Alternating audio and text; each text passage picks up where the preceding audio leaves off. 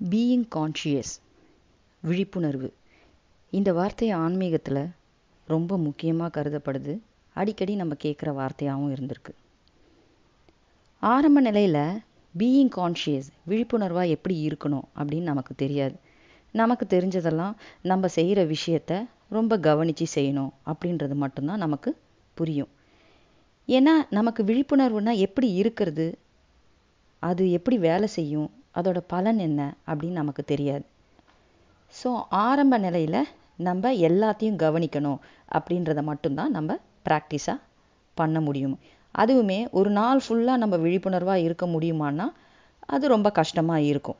அதனால தான் நம்ம தியானம் செய்கிறோன்னு சொல்லாமல் தியான பயிற்சி செய்கிறோம்னு சொல்கிறோம். ஒரு நிலை அடையிற வரைக்கும் எல்லாமே நமக்கு பயிற்சி தான்.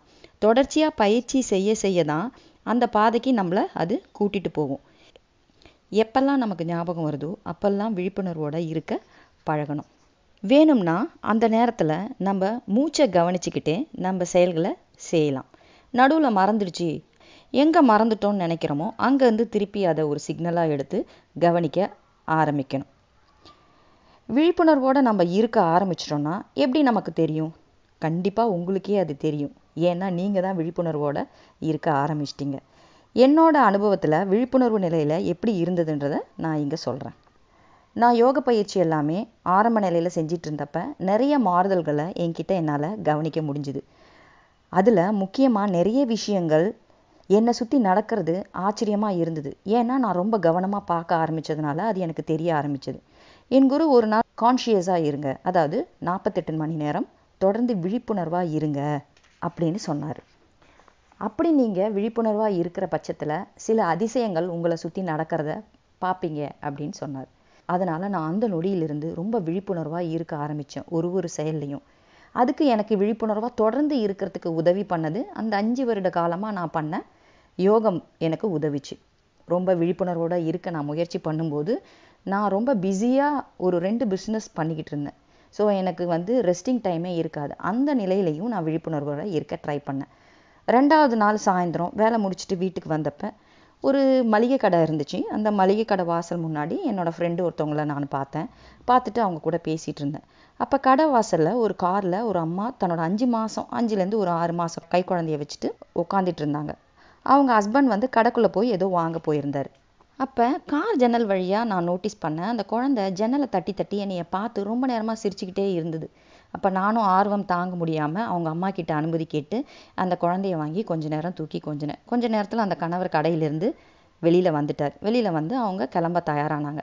அப்போ குழந்தைய நான் ரிட்டன் அவங்க அம்மா கிட்ட கொடுக்கும்போது அந்த குழந்தை ரொம்ப சத்தம் போட்டு அழ ஆரம்பிச்சுது. அவங்க அம்மா கிட்ட போக மாட்டேன். அது அவங்க அம்மாவுக்கே ரொம்ப அதிர்ச்சி ஆயிடுச்சு. ஒரு வழியாக சமாளித்து அந்த குழந்தைய நாங்கள் அவங்க கிட்ட கொடுத்துட்டோம். காரும் கிளம்பிடுச்சு.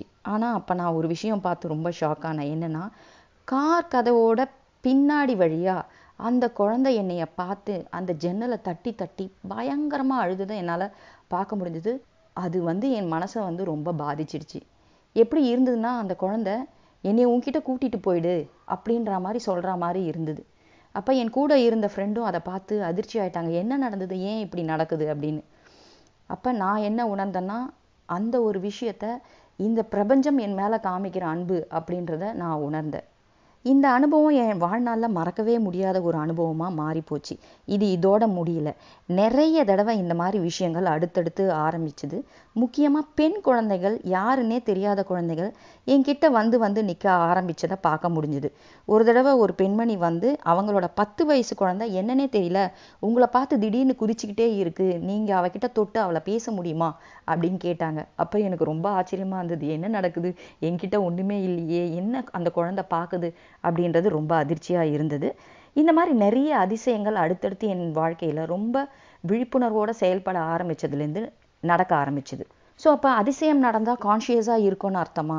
இல்லை, அது ஒரு அடையாளம். நீங்கள் கான்ஷியஸாக செயல்படுறீங்கன்றதுக்கு அடையாளமாக சுற்றி நீங்கள் உங்கள் வாழ்க்கையில் நிறைய அனுபவங்கள் உங்களுக்கு கிடைக்கும். சரி, இப்போ நீங்கள் பீயிங் கான்ஷியஸாக இருக்கிறது எப்படி உங்களை அனுபவத்தில் உணர முடியும் அப்படின்றத சொல்கிறேன்.